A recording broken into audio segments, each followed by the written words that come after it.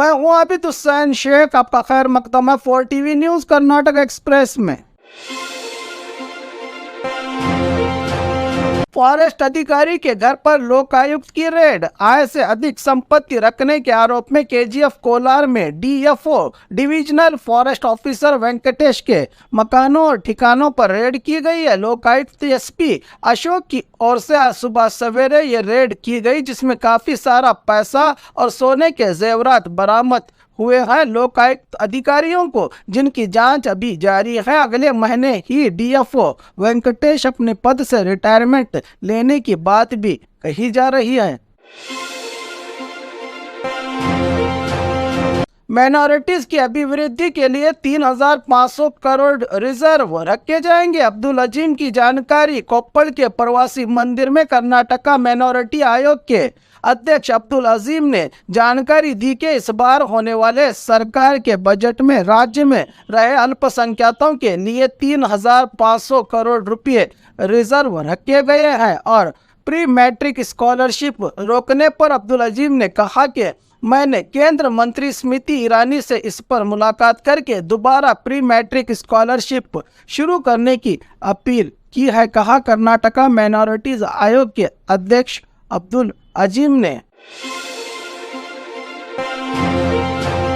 Conductor की exam में अभ्यर्थी की ओर से बड़ा गोलमाल। गुलबर्गा में चल रहे कल्याण कर्नाटका ट्रांसपोर्ट विभाग में खाली रहे कंडक्टर की एग्जाम में एक अभ्यर्थी अपने दोनों पाँव में लोहा बांधकर अपना वजन ज्यादा दिखाने के लिए इस गलत काम को अपनाया था, जो एग्जामिनर की ओर से पकड़ा गया है। इस चालाक अभ्यर्थी को पकड़ा एग्जामिनर ने। क्या कर सकते हैं बेरोजगारी से जूझ रहे लोग। सही तरह से मोदी जी तो रोजगार देने से रहे, तो गलत काम करके नौकरी पा रहे हैं। ये तो कानून की नज़र में गलत है, लेकिन देश की जनता के साथ रोजगार देने का वादा करके 8 साल से भी ज्यादा समय बीत गया, ना किसी को रोजगार मिला। मोदी जी की ओर से देश के ना हालात बदले ना देश बदल गए हैं, तो ये बेरोजगार नौजवान अपनी मांग को लेकर टावर पर चढ़ा कार्मिक। धारवाड़ में चल रहे डेली बेसिस पर काम करने वाले कार्मिकों की हड़ताल आज भी है जारी। इनकी ओर से कल अपने अपने खून से प्रधानमंत्री मोदी और राष्ट्रपति को लेटर लिखकर अपनी मांगों को पूरा करने की मांग की गई थी, लेकिन आज इसी में से एक कार्मिक ने दोबारा इन्हें नौकरी पर लेकर बाकी तनख्वाह दे ऐसे मांगों को लेकर अकेला टावर पर चढ़ गया है। अगर सरकार इन डेली बेसिस कर्मचारियों को सही तरह से तनख्वाह नहीं दे सकती है, तो ये योजना ही क्यों बनाई। सीधे सीधे सरकारी कर्मचारियों से काम क्यों नहीं लेती। बेरोजगारों को तनख्वाह का लालच दिखाकर उन्हें टेंडर बेस पर काम करवाकर उन्हें निकाल देती है, जिसमें से इनकी आधी तनख्वाह बीच के दलाल, कुछ नेता और कंपनीज ही चोरी कर खाते हैं। और इन लोगों को अपने हक के लिए कभी टावर तो कभी खून से खत लिखना पड़ता है। उधर नेता इंपोर्टेड कार और एसी में बैठकर इनका मनोरंजन देखते हैं।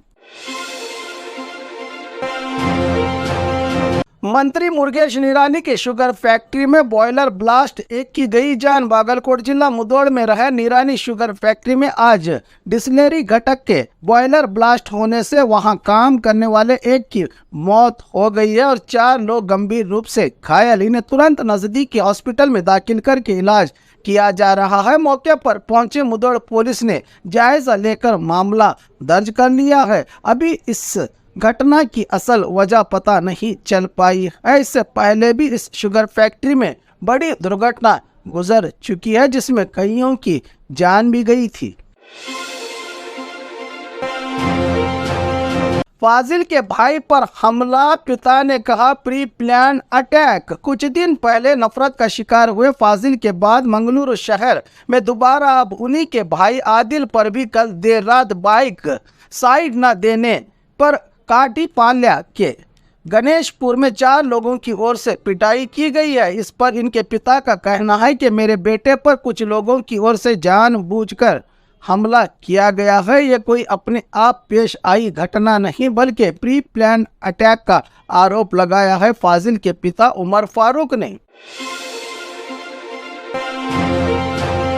सियासत में बेदारी लाने के लिए अनोखा प्रोग्राम। आने वाला 2023 विधानसभा चुनाव के चलते सभी सियासी पार्टियां मुस्लिम तबके के साथ खड़े होने का यकीन दिलाते हुए अपने प्रचार में लगी हैं। इसी बीच कर्नाटका के मुसलमानों में बेदारी लाने के लिए सदाए इत्तेहाद तंजीम की ओर से रामनगर में एक प्रोग्राम रखा गया, जिसमें मुसलमान आने वाले दिनों में अपने वोट किस तरह इस्तेमाल करें, सभी मसलक के उलमा और दानिश्वर समाज के जिम्मेदारों को इकट्ठा करके उन्हें एक फिक्र दिलाई जा रही है कि आने वाले दिनों में मुसलमान एक होकर एक प्लेटफॉर्म पर आकर अपने लीडर को चुने और किस तरह से मुसलमानों का भला हो। इसी पर आज शहर रामनगर के फंक्शन हॉल में एक प्रोग्राम रखा गया था, जिसमें कई उलमा और दानिश्वरों के अलावा समाज के जिम्मेदार बड़ी तादाद में नजर आए। क्या इनकी फिक्र रंग लाएगी? गैर कानूनी रिजॉर्ट को बंद किया अधिकारियों ने। कोप्पड़ के अंजनादरी पहाड़ पर कई दिनों से बिना अनुमति के कई लोग रिजॉर्ट के नाम पर बिजनेस कर रहे थे, तो आज कोप्पड़ जिला प्रशासन के अधिकारी और हम्पी अभिवृद्धि प्राधिकार और पुलिस की मदद से कुल 60 गैर कानूनी रिजॉर्ट पर ताला लगाया गया। लेकिन रिजॉर्ट मालिक कुछ देर तक अपनी गलती ना मानकर अभी अधिकारियों के साथ ये बहस पर उतर आए थे। मौके पर रही पुलिस ने माहौल को शांत करने से सरकारी अधिकारी अपने काम में कामयाब रहे। डीके शिव कुमार को मिली कोर्ट से बड़ी राहत। कर्नाटका कांग्रेस कमेटी के state president DK Shiv Kumar पर आय से अधिक संपत्ति रखने के आरोप में कई रेड और कई मामले दर्ज हुए हैं इन पर, लेकिन इन्हें चुनाव के नजदीक बार बार सीबीआई की ओर से नोटिस देकर इन्हें और इनके परिवार के सदस्यों को टॉर्चर करने की बात कहते हुए हाईकोर्ट का दरवाजा खटखटाया था। डीके शिव कुमार ने तो हाईकोर्ट ने सीबीआई को अगले 6 महीने तक डीके शिव कुमार को नोटिस या किसी भी तरह जांच से रोकने का फैसला सुनाया है, क्योंकि डीके शिव कुमार एक राष्ट्रीय पार्टी के नेता हैं। चुनाव के नजदीक इन्हें और इनकी पार्टी को डैमेज होने की संभावना होती है। इसीलिए कोर्ट ने सीबीआई को 6 महीने तक डीके के साथ कोई संबंध न रखने की सूचना दी है। बीडीए ऑफिस पर लोकायुक्त की रेड। आज अचानक कर्नाटका लोकायुक्त न्यायमूर्ति BS Patil Bengaluru development authority के दफ्तर में दौरा करने पर कई सरकारी अधिकारी रंगे हाथों पकड़े जाने की बात सूत्रों से पता चली है। कुल 35 लोकायुक्त अधिकारियों की और से बीडीए ऑफिस पर रेड की गई, जहां पर कईयों के होश उड़ गए और कई रिश्वत खोरों की सच्चाई बाहर आई। साथ ही बाहर खड़ी जनता ने भी अपनी ओर से कई शिकायतें दी लोकायुक्त न्यायमूर्ति बीएस पाटिल को कि किस तरह लोगों को लूटते हैं ये सरकारी लुटेरे। बेलगाम में कुमारस्वामी ने किया जोरदार चुनावी प्रचार। जेडीएस के पूर्व सीएम कुमारस्वामी की पंचरत्न यात्रा बेलगाम जिला आ पहुंची है। आज जिले के खानापुर तालुका के कक्केरी गांव में जेडीएस के कार्यकर्ता और चाहने वाले बड़ी संख्या में नजर आए। कुमारस्वामी का गांव वालों ने सर पर मटकी लिए महिलाओं की ओर से स्वागत किया, जैसे कि किसी गांव के ग्राम देवता गांव में पधार रहे हो। यह नज़ारा जेडीएस की ताकत को दर्शा रहा था।